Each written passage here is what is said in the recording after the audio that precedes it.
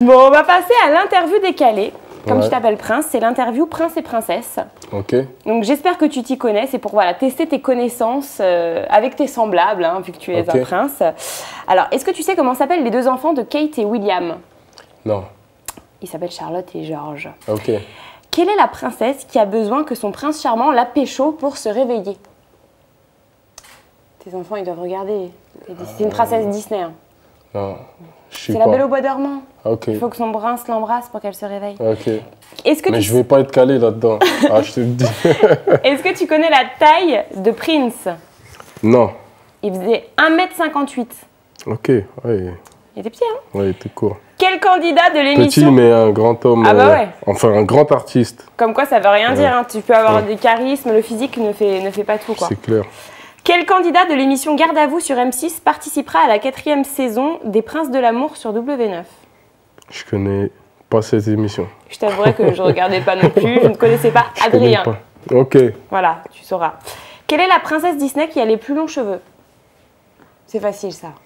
Cendrillon. Mais non, Cendrillon, elle perd sa chaussure. C'est réponse. Tout ce qui est Disney. Tes enfants, ils regardent pas? Ouais, mais mes enfants. Bah, regarde avec eux. J'aurais dû les emmener, peut-être qu'ils auraient répondu. Ah, tu vas peut-être savoir ça. Dans quel arrondissement se trouve le Parc des Princes? Ça, c'est à Boulogne, donc... Enfin, Boulogne, non. C'est la porte de Saint-Cloud. Ouais, porte de Saint-Cloud. Donc, mais l'arrondissement, je connais pas. C'est 16e, mais on va la compter juste. Ouais. Ça, c'est facile. Combien de compagnons a Blanche-Neige? La princesse. Les nains, là? Ouais. Les 7. Ouais. Yes. Une bonne réponse. Quelle princesse Disney vit dans un palais et a pour animal de compagnie un tigre qui s'appelle Raja?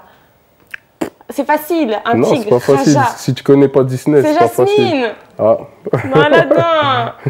C'est facile pour les connaisseurs de Disney, en fait. Ouais, c'est vrai. Mais je pensais que tu connaissais un peu Disney. Non, Disney, ça m'intéresse pas. C'est vrai. Pourtant, il y a des belles morales dans Disney. Tu sais, c'est un peu spirituel, justement. Ouais, mais... Je te promets. Ouais, mais... Dans Cendrillon, elle dit qu'il faut croire à ses rêves, qu'il faut croire en l'amour, qu'il faut toujours être dans le bien, tu vois. En fait, si je rentre dans les détails de ce que tu dis, tu peux toujours faire passer le mal par le bien et le bien par le mal.